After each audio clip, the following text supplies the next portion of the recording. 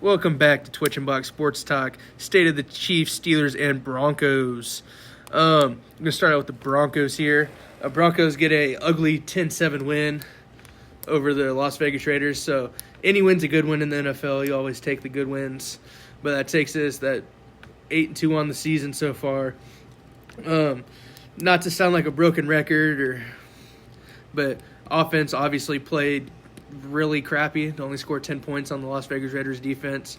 You got to give a shout out to Max Crosby. Max Crosby's still playing his heart out over there in Las Vegas, but our offense not looking good whatsoever.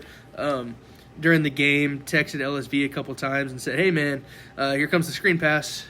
And was I wrong? No, at all.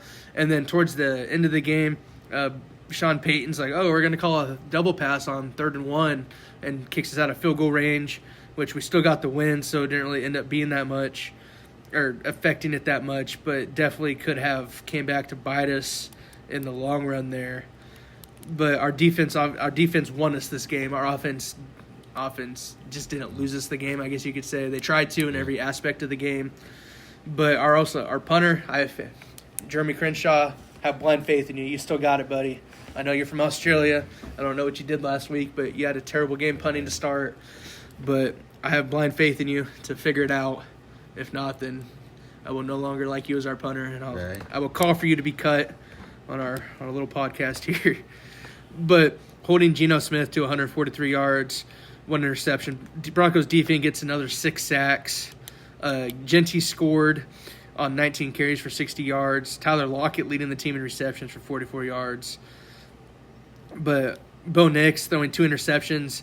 His last interception looked like last year Bo Nix, just throwing it up in double coverage to it was to Troy Franklin. It wasn't even to our deep threat jump ball guy, which was a pretty boneheaded decision. But Bo Nix 150 yards and a touchdown, 2 interceptions. J.K. Dobbins 77 yards. R.J. Harvey only getting 4 carries, which is absolutely wild. Pat Bryant 43 yards. Troy Franklin 40 yards and a touchdown. And Sutton for 24. Like I said, our defense won us this game. Huff, the safety, going to be a Pro Bowl safety at this rate, getting a sack, 5 solo tackles, a tackle for loss. Nick Bonito having himself a day with a sack and a half, 2 tackles for loss. Zach Allen getting a sack. Franklin Myers getting a half. So, I mean, our defense won us the game. Sean Payton, give up play calling, please, for the love of the game, for the love of Bronco football. I understand that I know obviously don't know what's going on with, I don't know if the guy that he would give it to is not ready or if he's just being a stubborn old man. Either way, Broncos defense definitely is going to have to play good again this week playing against the Chiefs. Very excited to watch that game across the board. But, instead of 8-2 division leaders, if you told me we were division leaders to start the season at this rate, I probably wouldn't have believed you because I had the Broncos winning the division, but I thought it was going to be a late season push and we were going to have to beat the Chiefs 2 times and go on a run late. But, we've put up a solid schedule. We beat the Chiefs this week. We play the Raiders, or we get the bye, and then we play the Raiders again. So, our schedule down the stretch is looking pretty good or pretty easy, but this week's a big measuring stick for the Broncos. And I think Bo Nix can rise to the occasion. We just got to stop throwing. Obviously, I'm okay with screen passes sometimes. We can't be screen passing all the time. But also, Bo Nix has to take better care of the football in those situations where maybe let's not throw a deep ball to our speedster wide receiver up the middle into double coverage when it's not Cortland Sutton. I'm fine throwing deep balls to Cortland Sutton because he's proven time and time again that he can climb up the ladder and go pull those down. But Bo Nix has hot or cold weeks, and I think this week they rise to the occasion playing at home against the Chiefs, who won the division how many times now? 10 years in a row since Broncos last won it in 2015, and the Chiefs have been the Chiefs division since. So we're back in the Alex Smith days. Yeah, Alex Smith. Went on a run since Peyton retired, but I think this is the time for Broncos. To put the Chiefs on notice, saying, "Hey, we're a legit team. We beat you one time last year. We beat you one time the year before, but this is our year that it's going to be. Hey, this is our you have to actually play to actually win a division title now, and not just cakewalk through the AFC West." But I'm excited for this game for sure. across the board. I can only imagine what Twitch is going to say about the Steelers. For lack of a better term, I texted Twitch, what was the start of the third quarter, and I said, I hate the Steelers. Yeah. And it's not even my team, but I said, I effing hate the Steelers. What are we doing? And I said, I do too. You said, I do too. My team. And they're my team. Yeah. So I'm going to pass it off to Switch here for State of the Steelers. Twitch, the floor is yours, sir. Oh, I'm just not even I'm just so defeated, literally and figuratively. To even get like the hot take, like blood pressure up, but also like not excited because we kind of suck. So, Pittsburgh 5-4, still a game up on Baltimore.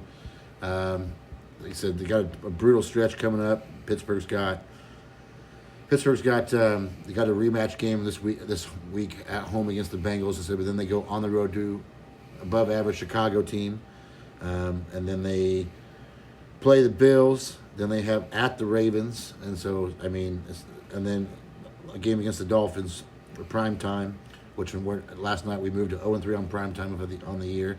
After we were talking about before the podcast, our three primetime games this year, for those not keeping tabs at home, was the Joe Flacco 400-yard, 3-touchdown night on the Thursday Night Football.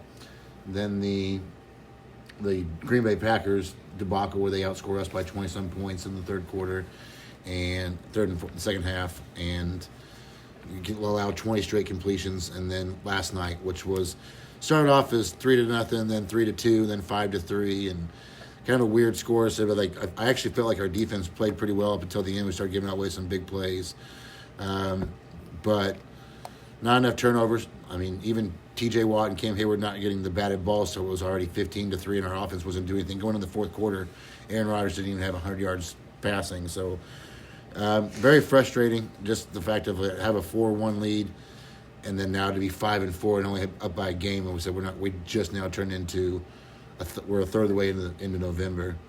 We have no identity on offense, and especially with the trade deadline last week, I've been saying it for 2 years solid. No number 2 wide receiver, and we don't make any moves at the trade deadline. And yesterday it was obvious.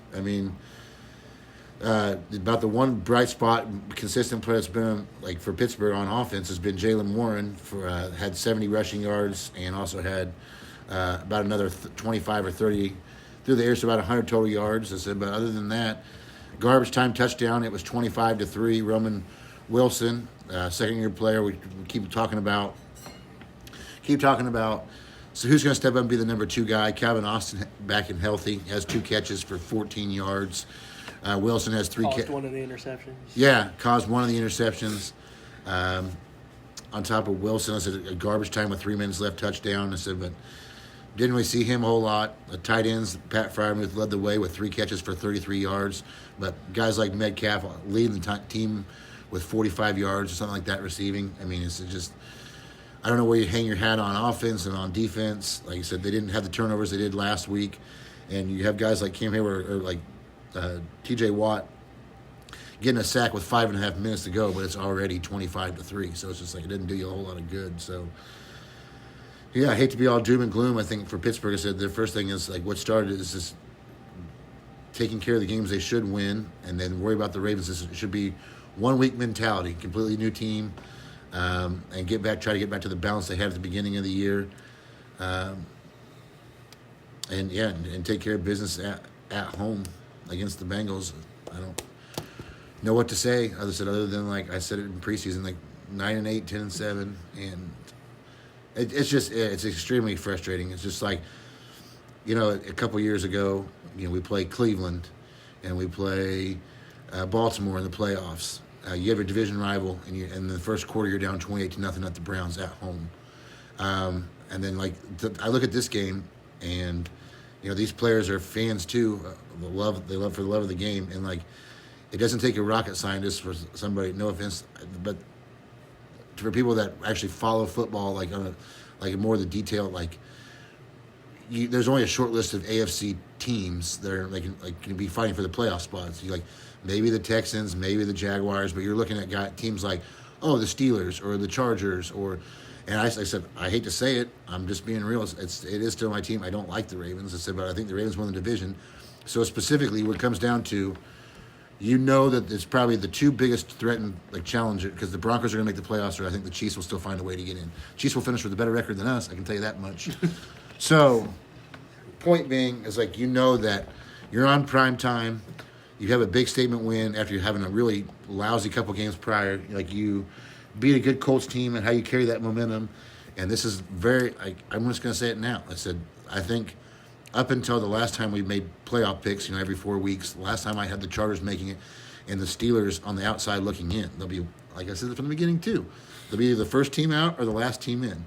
And I think because of that loss, that the Chargers will most likely be the favorite to get that playoff spot, and it could very well come down to a tiebreaker with record. And now that's what pisses me off about Tomlin is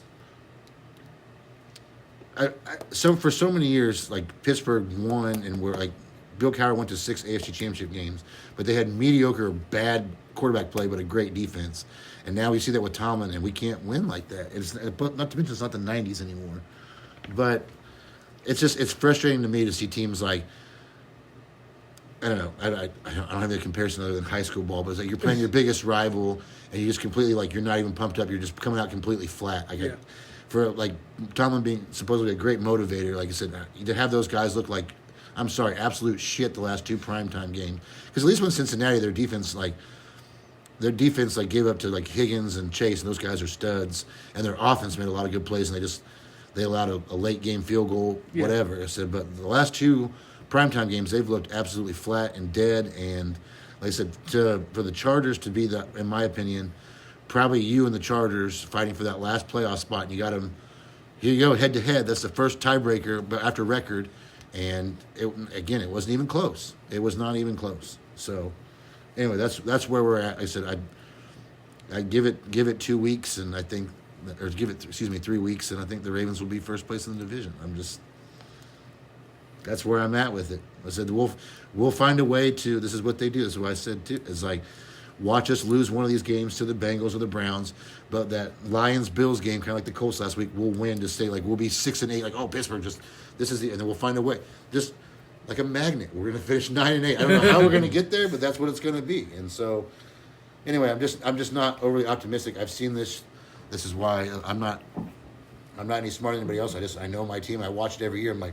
I've seen this movie before. I've seen this movie before, and so it's hard to me. It's hard to get excited because, like I said, last night, again, I know we beat a good Colts team, and we beat the Patriots back in week 3.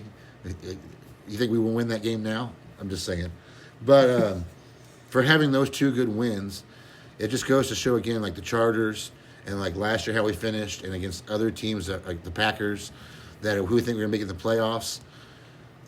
None of those games are close. So it just goes to show you're not even if you were to squeak in the playoffs by beating bad teams, you're not a true contender. Let alone getting one of those wins, which is why you haven't won you haven't won a playoff game since 2016. Period. That was the Alex Smith 6 field goal divisional round game after we beat Matt Moore in round 1. So it's just. It's hard to get excited just for the fact of... What a crazy quarterback pull there. Right.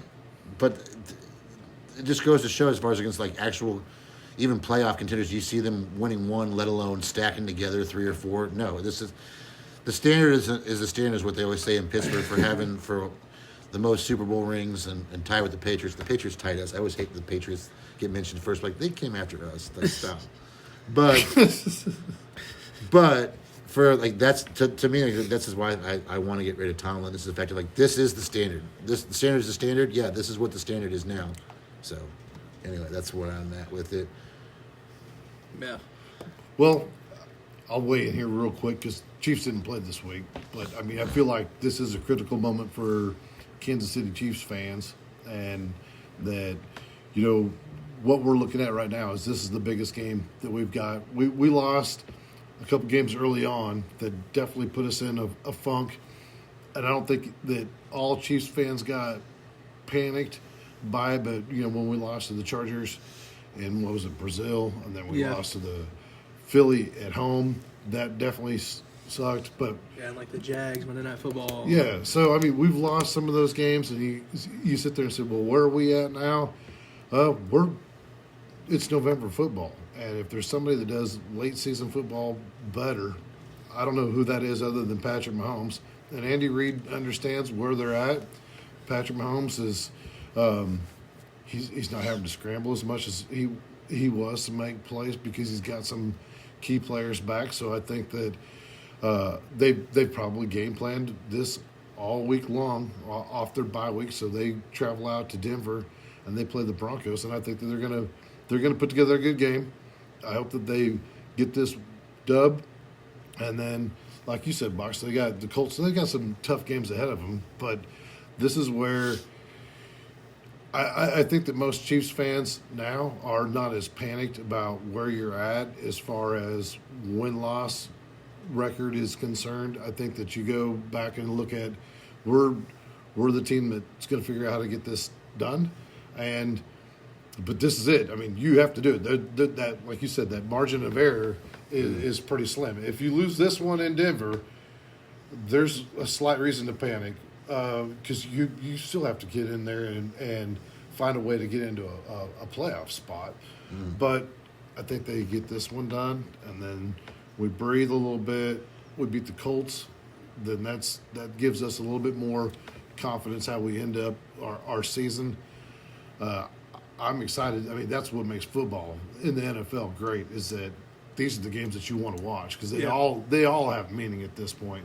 And we do have one Chiefs Broncos ticket available. So if anybody wants to come on the podcast and pitch their claim to come and tailgate with some of the best Chiefs fans ever, this will be the time to do it, man. We're going to have a good time on Christmas, and I hope that game is a big one. I hope that it has important. Yeah, I hope that it's important, and if we get that one, then we have the Broncos win the Chargers after that. Just kidding. I don't hope it's important. I hope the Broncos have the division locked up, and I can just wear my Broncos jersey and flip up all the Chiefs fans. Oh, yeah, I'm not riding with you. Drive myself then. But yeah, I'm very excited for this game. Hopefully the Steelers can get it done as well. For the love of my picks, for the love of my record. Chiefs are healthy though. I mean, other than Pacheco, I don't know that we have anything that's outstanding that makes me concerned about where we're at as far as a team. And that's where you want everybody to be back. Everybody has a relevance in the game. And this is the one where, I mean, I don't know what we put up. I don't know what the over or under is on this one. I think the Chiefs are going to come out and put up some points. And the Broncos, after watching that stale Thursday night game where they only put up 10 points against the Raiders, I'm like, I don't know. I'm feeling pretty confident that we go out there and we get it done. But you never know. It's a division game, and it's on the road, so the playoff implications could never be bigger than what they are right now. So, yeah, very much so. But yeah, it's getting part of the season where these games matter, like last week for the Steelers and this week for the Broncos Chiefs. But appreciate everybody listening for State of the Teams.